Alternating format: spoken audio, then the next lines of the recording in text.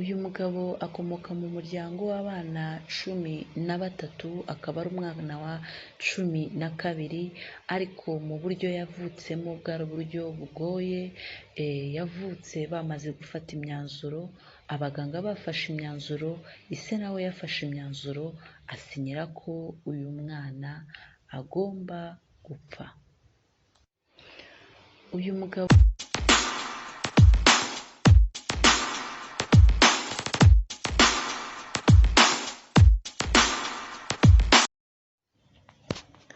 Shalom, bahaye ikaze muri iki kiganiro mumaze gukunda muri benshi, aho tugiye kuvuga umunyabigwi wo muri ibi bihe turimo.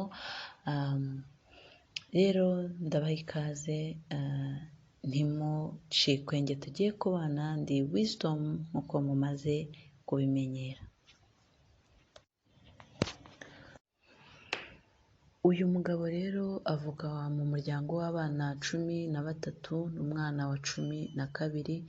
Uburyo rero nyina yamutwisemo ajya kumubyara byaragoranye, yagize ibise nk'uko ababyeyi bagira ibise mu gihe cyo kubyara. Umwana atangira gusohoka, ariko aza kubura intege, aribwo bamwihutanaga bamujyana kwa muganga.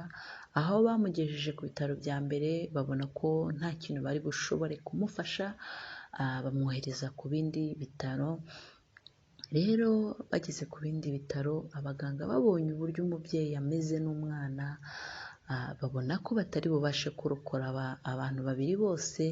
Basaba se ko yahitamo ugomba kubaho n'ugomba gupfa, kuko bitashobokaga ko barokora abantu babiri, kuko umwana yari yatangiye gusohoka umutwe, ariko nyina aba nk'uguye igihumure, abura imbaraga zo kuguma gusunika umwana. Ise rero afata umwanzuro nk'umugabo, kandi umwanzuro wari ukomeye. Avuga ko barokora umudamu, umwana bakamureka agapfa, ko umuntu yazabyara n'undi. Uwo mwanzuro rero urasinyirwa, umuganga ategura ibyuma bye nk'umuganga ngo akore akazi ke. Mu gihe yiteguraga gukata umutwe w'umwana, abona umudamu abaye nk'uzamuka, atangira gusunika umwana. Mu gutangira gusunika umwana, bamufasha kumukurura, baba bashyize ku ruhande bya byuma bari bagiye gukoresha bakata umutwe w'umwana. Aho rero hari mu 1962 mu gihugu cya Uganda, aho bita Gayaza. Niho haje kuvuka umugabo bise Robert Kayanja. Ubu rero ni umugabo ukomeye, kandi nk'uko tubyumva wavuye mu bihe bikomeye cyane, ariko kandi uri gukoreshwa n'Imana ibintu bikomeye. Muri iki gihe rero uyu mugabo akaba ari umugabo ufite amavuta y'Imana. Rero ku myaka ye 17 nibwo yaratangiye umurimo w'ivugabutumwa. Nyuma yaho aribwo yaje gushinga ibyo twakwita nka minisiteri yiwe yise Miracle Center, aho iri muri Uganda. Ikaba igiye ifite amashami atandukanye muri Uganda. Ayo mashami yose iyo uyabaze aragenda akagera hafi ku 3,000. Wareba rero hanze ya Uganda ugasanga hafite amashami agera mu 10,500 by'insengero ze yagiye shinga. Nuko rero amaze kugera ku myaka ye 36, yari amaze gusura ibihugu cyangwa se kugenda mu bihugu 80 avugamo ubutumwa. Ari naho hagiye hakomoka ayo matorero, ayo mashami yakomotse kuri iyo minisiteri ye yashinze. Nuko rero urabona ko ari umugabo wavuye mu bihe bikomeye, ariko kandi uri gukoreshwa n'Imana ibintu bikomeye cyane.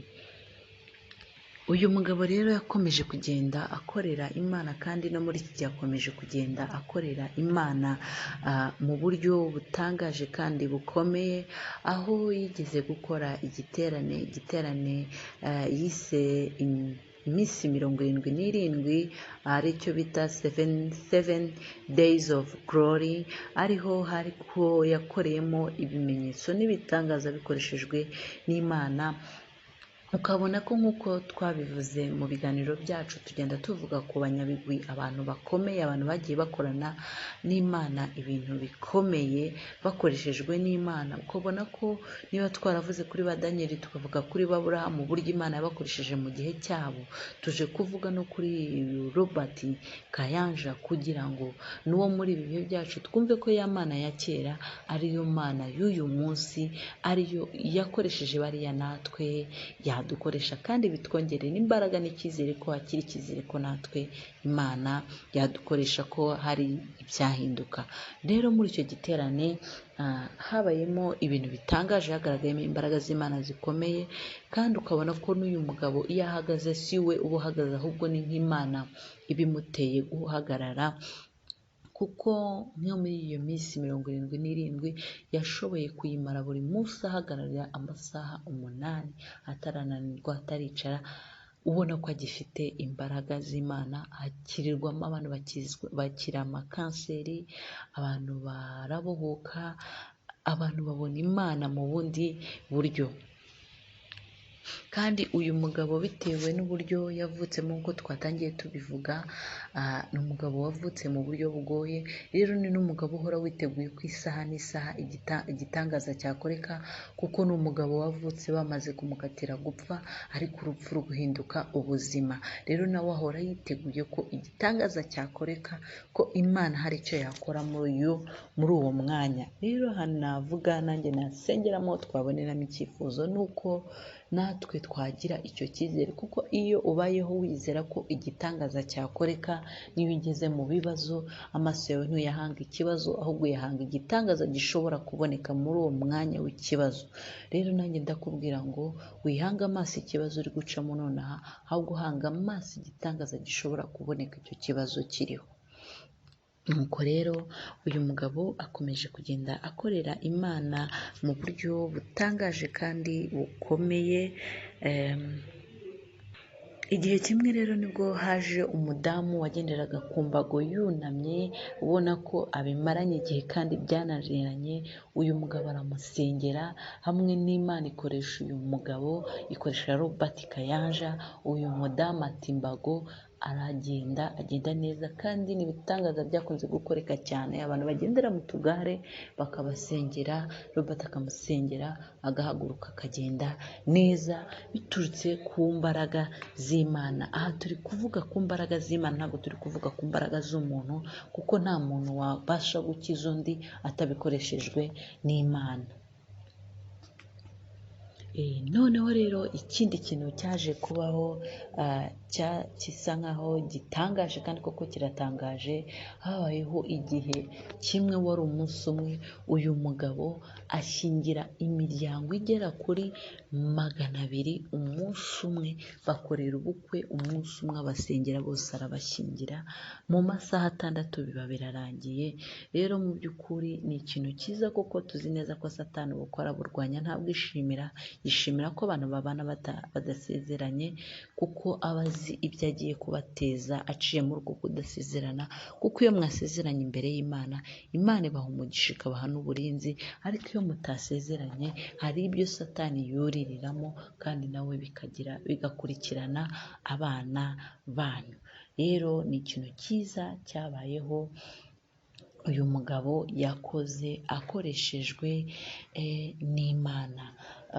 Rero uyu mugabo mu by'ukuri arimo imbaraga z'Imana.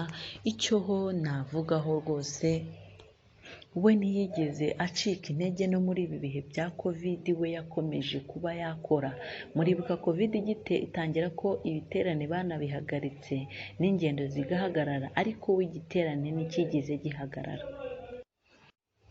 We rero ibiterane ntiyigeze abihagarika, ahubwo yaravuze ati ibiterane bigomba gukomeza, kuvuga Imana bigomba gukomeza nubwo turi mu bibazo. Nuko rero we igiterane agikorera mu mamodoka. Abakristo be bazana amamodoka ubutumwa bugoma kuvugwa.